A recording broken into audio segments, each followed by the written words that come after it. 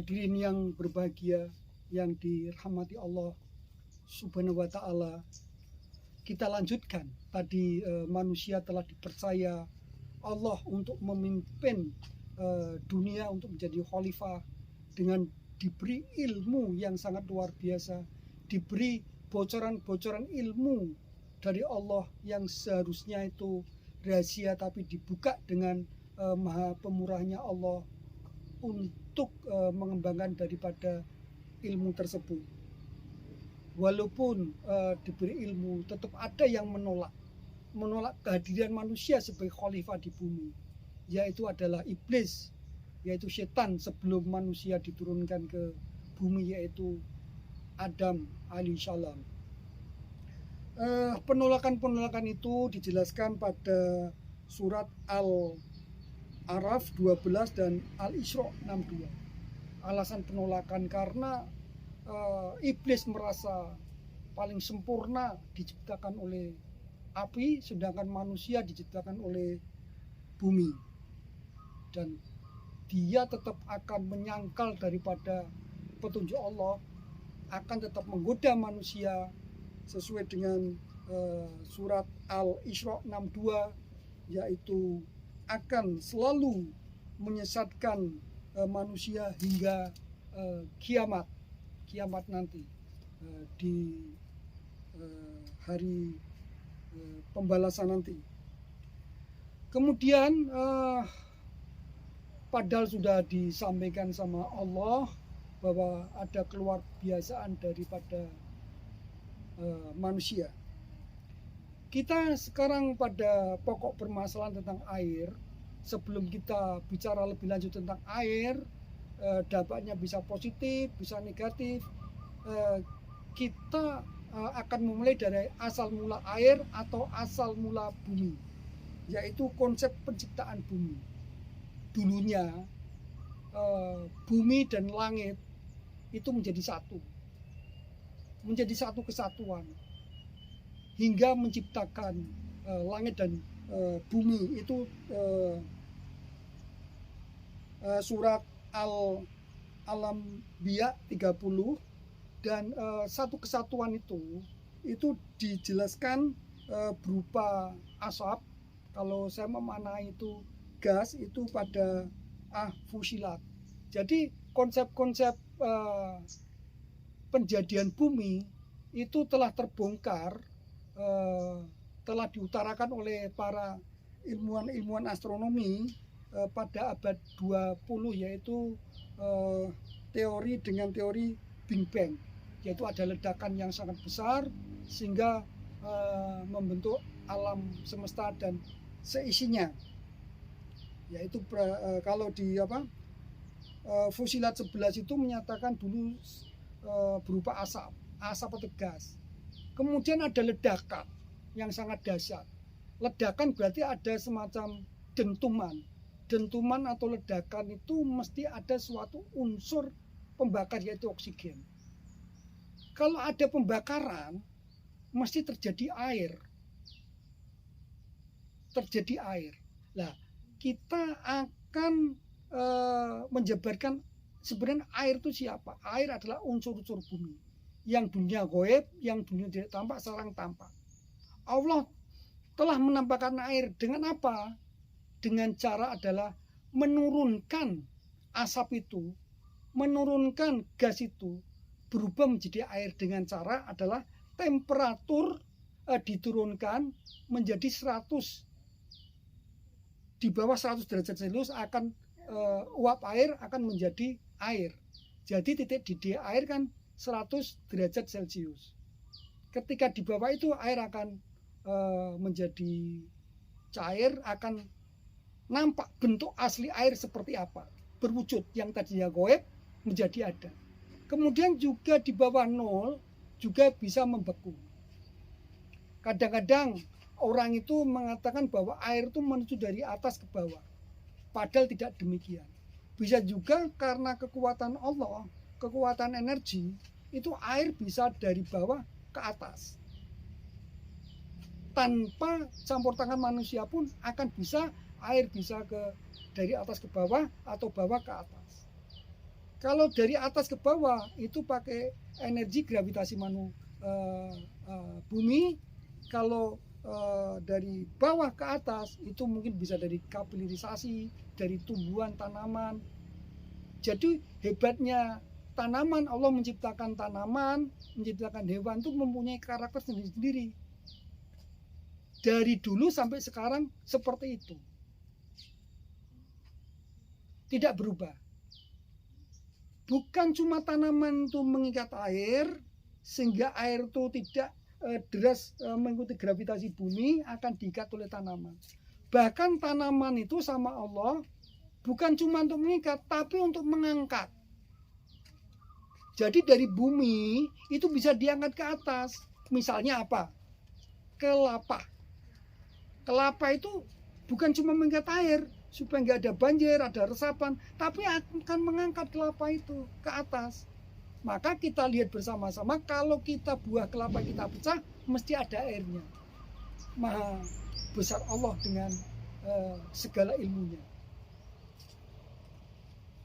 Itulah sifat air. Kemudian kalau manusia untuk mendapatkan air itu bukan cuma berzikir, berdoa, tapi harus ada berusaha dengan akalnya. Misalnya zaman Nabi Ibrahim, ibunya Nabi Ismail, Siti Hajar, itu mencari air, lari kanan, lari kiri, dengan kecil, artinya itu berusaha sambil berdoa. Tentunya air itu juga merespon daripada doa manusia. Merespon. Manusia doa ke Allah Subhanahu wa taala, air juga merespon. Air doa, airnya keluar, air Zam-Zam. Kalau tumbuhan hanya cuma berdoa, enggak berlari, dia diberi kekuatan karakter yang seperti itu. Itulah air. Manusia dalam mengelola air di tubuh itu sebagai komponen yang sangat penting, yaitu untuk transportasi darah. Nah, darah membawa apa? Membawa nitrogen, membawa oksigen melalui proses oksihemoglobin, sehingga manusia hidup. Oksigen itu bisa dikatakan juga makhluk gaib tak kasat mata bila berbentuk gas O2. Tanpa oksigen manusia akan mati. Jadi oksigen itu juga gaib. Manusia hidup karena hal gaib tadi, yaitu ada oksigen. Kalau roh urusan Allah, kita bicara tentang ilmiahnya. Apakah roh juga nanti bisa berwujud seperti materi dengan kondisi yang ada, misalnya temperatur, tekanan, dan seterusnya seperti air. Air mulai berwujud ketika suhu di bawah 100 derajat Celcius. Kemudian seperti yang dialami ini, besi mulai berwujud karena titik didihnya besi itu adalah 250 derajat Celcius, maka di bawah itu besi akan berwujud. Ketika itu besi akan menguap. Sama dengan emas. Emas kalau di atas suhu 2808 derajat Celcius, maka akan menjadi gas. Kalau emas meleleh 1064 derajat Celcius, besi meleleh 1535 derajat Celcius. Artinya kalau meleleh itu masih tampak tapi meleleh. Bisa juga itu. Kalau air mendidih 100 derajat Celcius berarti air tidak tampak lagi. Kemudian besi juga nggak akan tampak lagi ketika suhu di atas 2750. Emas 2808 derajat Celcius tidak akan tampak lagi. Jadi sudah menyatu dengan alam. Jadi kalau suhu bumi itu di atas 100 derajat Celcius, bumi komponennya tinggal tidak ada sepertiganya. Kalau 2/3 dipenuhi oleh air. Tapi kalau suhunya di atas 3000, jelas bumi akan musnah. Kecuali yang mempunyai menguap pada suhu di atas itu. Jadi Allah sangat mudah sekali menjadikan bumi itu pakai suhu saja, pakai tekanan saja sudah lenyap bumi ini. Dan menjadikannya juga mengkondisikan ruangan seperti ini. Itulah itu. Nah, tugas manusia sudah dikasih ilmu mengatur air. Air bisa menjadi panas dan air bisa juga menjadi dingin. Dengan ilmu itu kita bisa menata air dan seterusnya. Kalau di sini penelitian di sini di Biro Kapal Selam pusat studi ini adalah juga penelitian tentang air, bagaimana air itu diatur, bagaimana itu listrik energi diatur, bagaimana pupuk diatur, karena pupuk atau nutrisi itu termasuk energi. Kita mengenal dinamika energi. Seperti jangan sampai kita salah kelola seperti ini. Jadi kita nanti di sini akan menjadi kesimpulan baru, menjadi kebijakan untuk kita melangkah maslahat atau bencana. Misalnya kita penelitian di sini itu semua tanaman di sini nggak pakai pupuk kimia, kita pakai metode alam. Jadi limbah-limbah organik, sampah kita jadikan menjadi pupuk, dekomposer maupun gas listrik. Ada yang goib, ada yang nggak berbusuk, kita teliti semua. Untuk kita sampaikan kepada masyarakat, boleh tidak. Dan di sini banyak temuan-temuan baru sebagai kebijakan untuk mengolah bumi. Misalnya, di samping saya adalah tabung. Ini tabung gas. Tapi kita isi menjadi gas metana. Bisa nggak? Bisa. Tapi kebijakan saya dari riset saya, janganlah ditabungkan. Janganlah ditabungkan, berbahaya. Seperti air. Air itu kelihatannya dingin, tapi bisa sebagai ledakan. Misalnya ada ketel air. Karena tekanannya tidak terkontrol, sifat kontrol, maka akan meledak itu. Dan juga bisa dimanfaatkan tekanan air itu ketika di atas 100 derajat Celcius bisa menggerakkan kereta api, kapal, dan mesin-mesin industri. Itu air. Untuk listrik, pembangkit tenaga listrik, dan seterusnya. Kalau metan, ada pertanyaan dari masyarakat.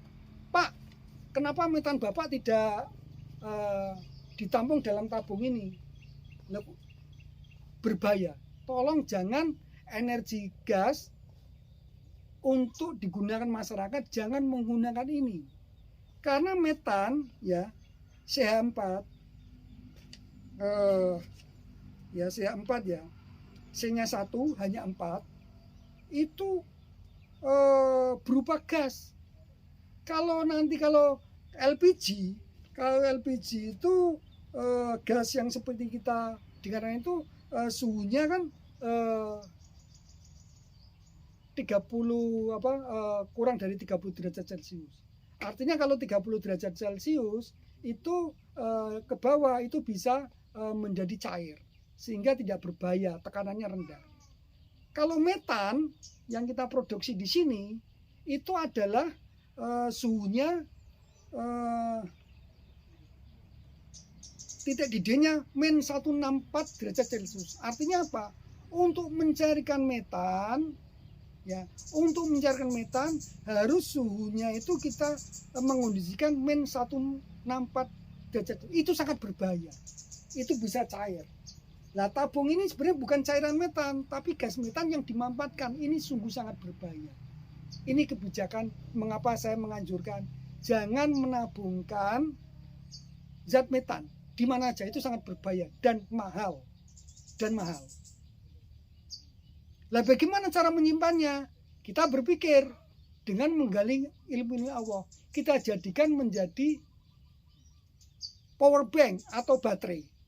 Jadi gas ini jangan ditampung sini, tapi gas ini kita puter ya untuk gerakan diesel, baik mesin solar maupun mesin bensin, kita rubah menjadi gas metan, bergerak menggerakkan generator maupun dinamo ampere yang mengisi baterai.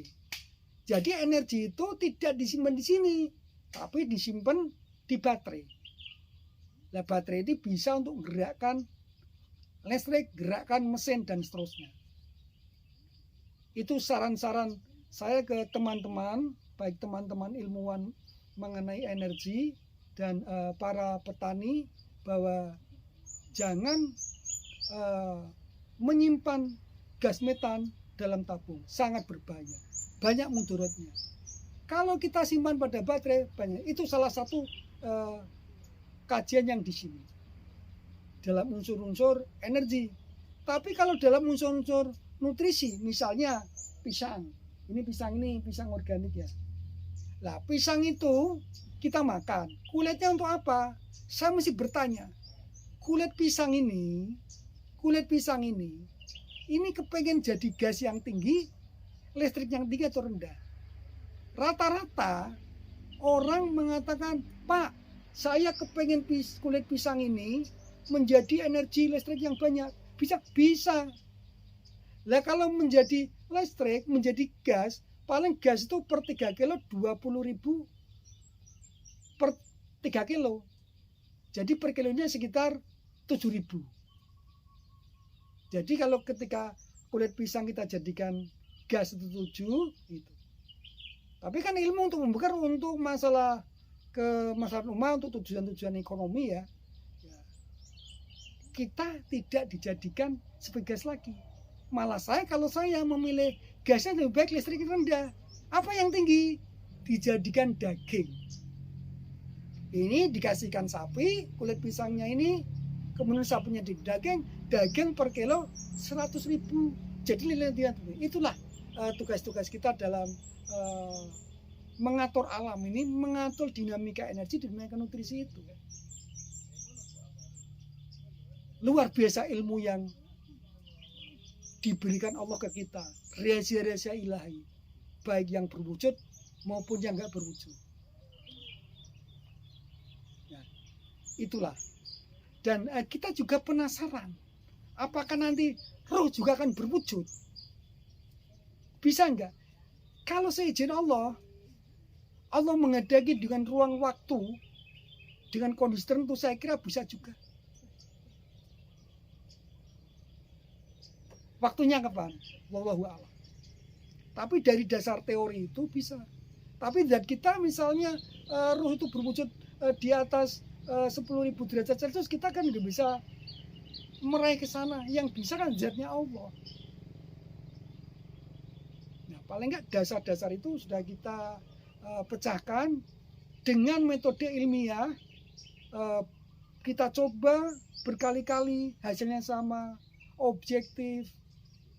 Kemudian bisa diulang-ulang dengan pergerakan hukum ilmu pengetahuan yang sama dan sesuai. Itu sudah bisa bahwa ini benar-benar kalau kita bertadabbur alam, membongkar ilmu Allah, kita akan lebih sujud pada Allah, lebih bertakwa kepada Allah, lebih mengagungkan Allah. Itulah refleksi Ramadan kali ini.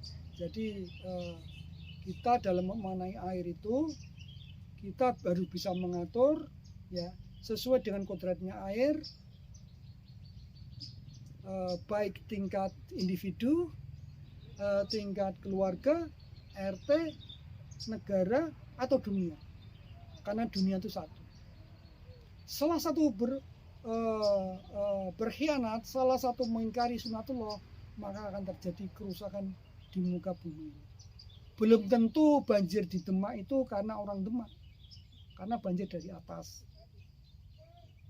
Belum tentu yang atas itu memberikan banjir, bisa lagi dari orang-orang industri adalah panas bumi itu. Jadi kompleks. Saya yakin Allah tidak akan salah memilih manusia sebagai khalifah di bumi. Saya masih seudon sama Allah bahwa manusia adalah makhluk terbaik yang diciptakan dan dibekali ilmu oleh Allah Subhanahu wa taala. Mudah-mudahan refleksi pada bulan Ramadan ini bisa menjadi dasar itikaf di hari-hari terakhir, sepertiga terakhir bulan Ramadan ini, supaya kita nanti bertambah ilmunya bisa bermanfaat buat lingkungan. Rezeki paling banyak adalah ilmu yang diberikan kita pada Allah. Saya kira seperti itu saja. nanti kita lanjutkan diskusi yang lebih lebar lagi daripada membongkar masalah alam, bertadabbur alam seperti yang saya kerjakan ini. Nanti informasi baru dari hasil riset di sini nanti akan kita sampaikan di MVI, baik itu sifatnya yang wujud maupun berwujud, untuk menjadi kebijakan, untuk menjadi dasar mengolah bumi sebagai kita sebagai khalifah di bumi. Terima kasih. Fastabiqul khairat. Wassalamualaikum warahmatullahi wabarakatuh.